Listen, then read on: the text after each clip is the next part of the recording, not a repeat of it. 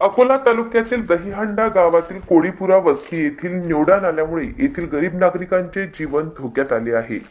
सततच्या पावसामुळे या नाल्याचा प्रवाह वेगाने वाहत असून नाल्याच्या काठावरील माती खचत आहे। त्यामुळे नाल्याच्या कडेला असलेली अनेकांची घरे अर्धवट गाडली गेली असून ही समस्या गेल्या सुमारे 20 वर्षांपासून सुरू आहे।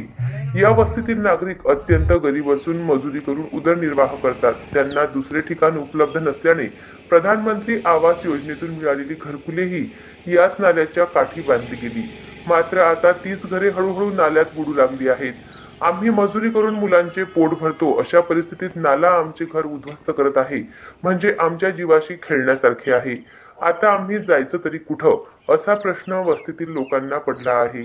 यापूर्वी ग्रामपंचायत प्रशासनाकडून नागरिकांना आपण त्वरित आपले कुटुंबासह सुरक्षित स्थळी वास्तव्य करावे, अन्यथा पुढील अनर्थ झाल्यास ग्रामपंचायत प्रशासन जबाबदार राहणार नाही, अशा नोटिसा आल्या होत्या।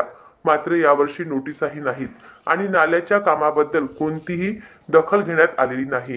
ग्रामस्थांनी लोकवर्गणीतून नाल्याचा प्रवाह शहानूर नदीच्या वळवण्याचा प्रयत्न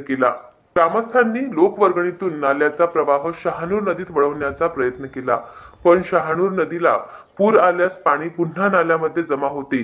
गरीब नागरिकांचे जीवन आणि निवारा धोक्यात असताना जिल्हा प्रशासन गाढ झोपेत असल्याचा आरोप होत आहे।